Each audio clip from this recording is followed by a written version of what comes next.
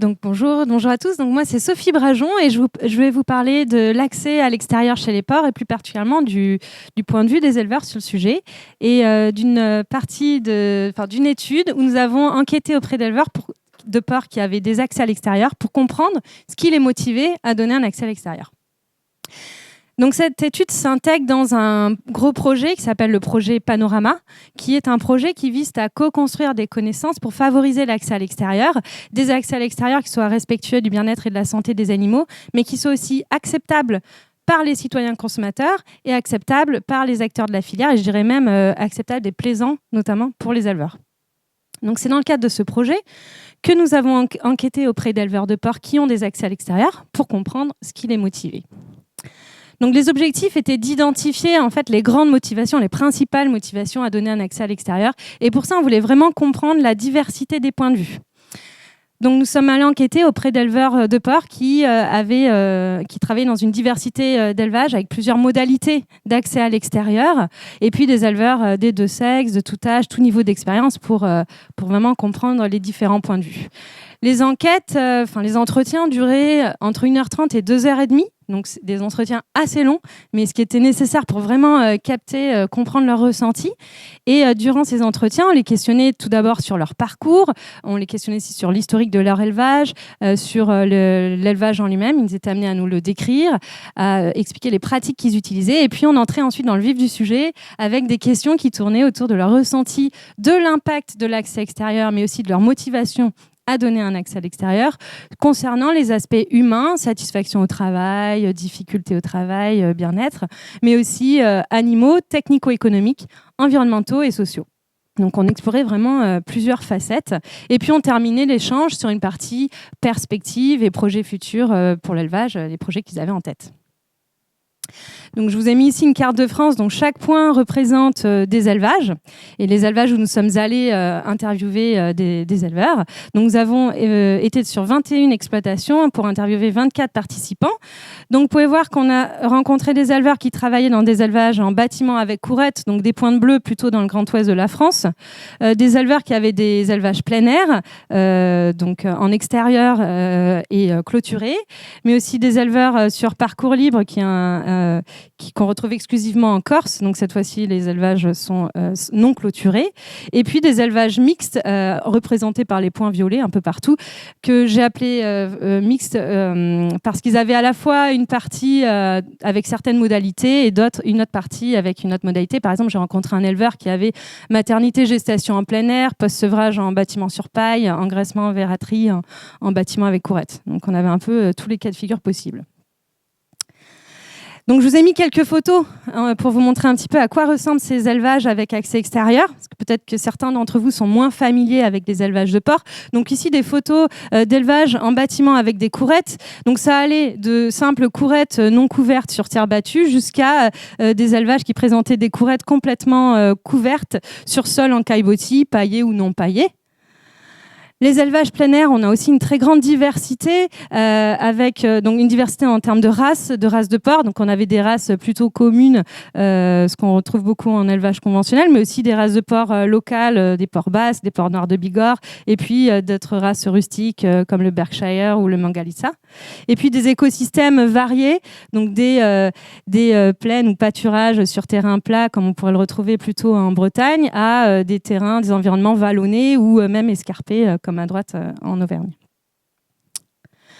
Et puis les élevages sur parcours libre. Donc si vous êtes déjà allé en Corse, vous avez peut-être vu des porcs sur les bords des routes. Donc c'est des élevages où finalement il n'y a plus aucune clôture, et les animaux restent dans une zone parce qu'ils sont nourris toujours sur le même site. Donc les éleveurs vont venir les nourrir pour qu'ils restent assez fidèles à un territoire. Donc, suite à ces entretiens, nous avons transcrit les interviews et nous avons mené des analyses statistiques pour identifier des profils d'éleveurs basés sur leur motivation à donner un accès à l'extérieur. Et ces analyses nous ont permis de voir émerger 3 grands profils de motivation. Donc on a pu identifier des éleveurs qui avaient choisi d'avoir un accès à l'extérieur par tradition et ancrage dans le territoire. Donc dans ce profil, on retrouvait les éleveurs qui avaient des parcours libres en Corse, qui avaient vraiment un profil très particulier et très différent des autres éleveurs que nous avons pu rencontrer, avec par exemple un éleveur qui nous disait, donc j'ai cité à droite, 30 ans que je me suis mis à mon compte, mais j'ai toujours fait ça, mon père, mon grand-père, même mon grand-père, tout le temps. Et finalement, quand je le questionnais sur pourquoi avoir choisi d'élever les animaux comme ça, dans ces conditions, ils ne savaient pas trop quoi répondre. Pour eux, c'est comme ça que ça se faisait. Ils ne se posaient même pas la question de dans quelles conditions il fallait les mettre. C'était comme ça qu'ils le faisaient traditionnellement, on va dire. Donc j'ai représenté ici donc des différents logos. Donc le premier, ça représente qu'est-ce qui les avait motivés à s'installer et s'installer ici dans ce contexte-là. Et les éleveurs partageant ce profil avaient tout simplement repris l'entreprise familiale où ils souhaitaient simplement revenir s'installer dans la région, une région où il y avait très peu d'emplois et l'élevage était une opportunité. En termes d'objectifs représentés par NCIP, c'était des éleveurs qui voulaient maintenir la tradition et en termes de système d'élevage, donc ils avaient, comme je disais, des parcours libres, élevage plutôt en semi-liberté où il y avait eu peu d'évolution depuis peu d'évolution en fait au cours du temps.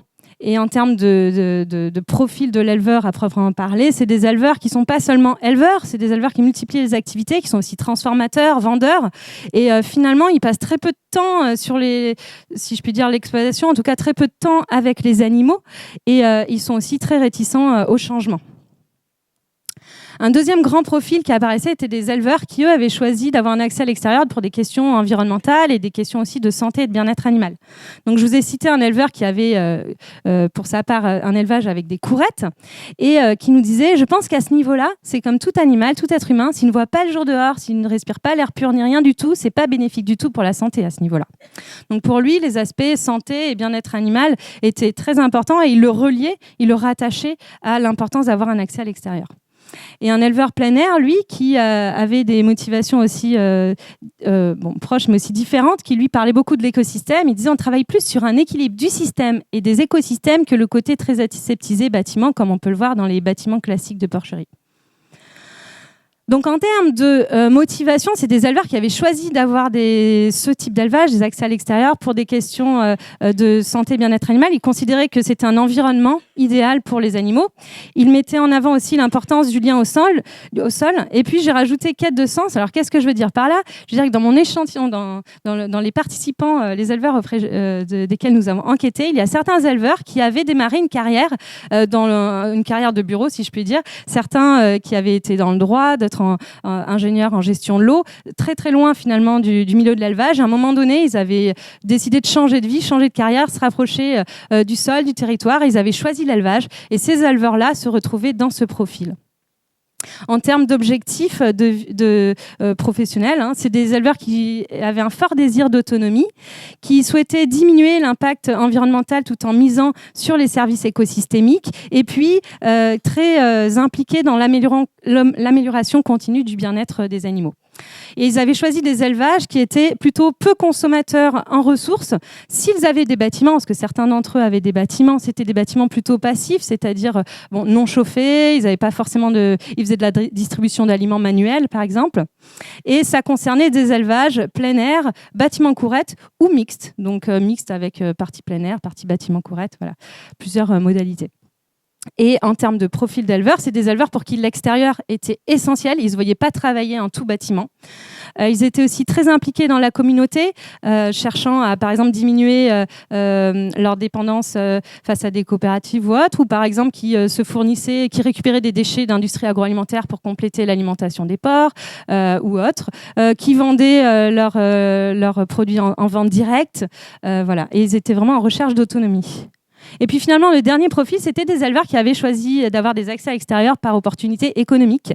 Donc un éleveur qui avait un élevage avec courettes qui nous disait on cherchait un cahier des charges qui serait différenciant, d'apporter une plus-value. Je suis quelqu'un quand même d'ouvert d'esprit, mais je n'étais pas pro-bio. Donc on a été voir ce qui se faisait, on a vu ce qu'il était possible de faire. Et donc là, on a un cas d'éleveur qui avait au début pas du tout pensé à se lancer dans des élevages avec des accès à l'extérieur, qui sont souvent bio lorsqu'il y a des bâtiments, et qui, lui, à un moment donné, avait regardé ce qui se faisait, était parti à l'étranger et avait vu des modèles danois ou hollandais avec des courettes extérieures. Il avait trouvé ça très intéressant et pour lui, c'était un bon compromis entre demande et attente sociétale et bien-être, confort de l'éleveur et bien-être des animaux.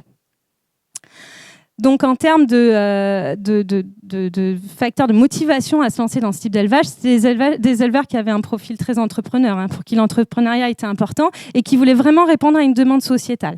Et ils ressentaient vraiment cette demande sociétale d'aller vers plus d'accès à l'extérieur. En termes d'objectifs, c'était des éleveurs très intéressés et très motivés par les innovations, qui misaient, qui cherchaient toujours à améliorer leur confort, le confort de travail et le bien-être aussi dans leur travail. J'ai précisé que ça peut passer par le bien-être animal parce qu'il y avait des éleveurs qui expliquaient très bien que pour eux, c'était important d'améliorer le bien-être animal et que c'était important pour eux aussi, que ça leur procurait du bien-être. Et puis, se diriger vers des bâtiments vers des élevages plus spécialisés. L'automatisation était fréquente avec des distributions d'aliments automatiques où ils avaient des pailleuses, ils s'équipaient en différents équipements. Et ils allaient vers des élevages avec courettes ou des élevages mixtes. Pour ces éleveurs-là, le travail en extérieur n'était pas essentiel. Ils s'imaginaient très bien travailler seulement en bâtiment, même si l'extérieur pouvait être très satisfaisant. Et puis, ils étaient en recherche d'innovation et de technicité continue. Ils étaient tous adhérents à la filière longue en bio. Et puis, dans ce profil, on a retrouvé notamment des éleveurs qui avaient fait des études agronomiques longues. Donc, en effet, parmi les participants, on avait des éleveurs qui avaient fait des études d'ingénieurs en agriculture. Et généralement, ces éleveurs se dirigeaient vers ce type de système d'élevage. En tout cas dans l'échantillon d'enquêtés. Et parmi ce profil, en poussant les analyses, on a pu identifier 2 sous-profils que j'ai nommés les progressistes et qui partagent le profil que je viens de vous décrire, mais aussi d'autres que j'ai appelés les innovateurs, c'est-à-dire des éleveurs qui allaient pousser encore plus loin en fait ce désir d'innovation et qui avaient vraiment voulu être en rupture avec ce qui se fait. Donc je vous ai parlé juste avant d'un éleveur qui était parti à l'étranger voir ce qui se faisait, et c'était pas le seul, il y en a d'autres qui étaient partis s'inspirer de modèles en Europe, plutôt en Europe du Nord, et puis même un éleveur qui avait cherché à développer par exemple un nouveau concept d'élevage avec un élevage de porcs sous serre. Donc voilà, des profils plus atypiques, on va dire. Donc en conclusion, dans cette étude, on a pu identifier, comme vous avez pu voir, plusieurs profils de motivation, des plus conservateurs aux plus innovateurs, et ça nous montre bien que les éleveurs, que les profils d'éleveurs se lançant dans ce type d'élevage peuvent être très variés, tout comme les élevages avec accès à l'extérieur le sont et devraient continuer de l'être. Donc dans la suite de cette étude et des études en cours, on cherche justement à étudier, il est important en fait d'étudier des systèmes, des modalités d'accès à l'extérieur qui soient diverses, variés pour justement favoriser l'attractivité de ces systèmes d'élevage et proposer en fait une offre plus très variée et aussi bien accompagner finalement les éleveurs qui souhaiteraient se lancer dans ces types de systèmes d'élevage.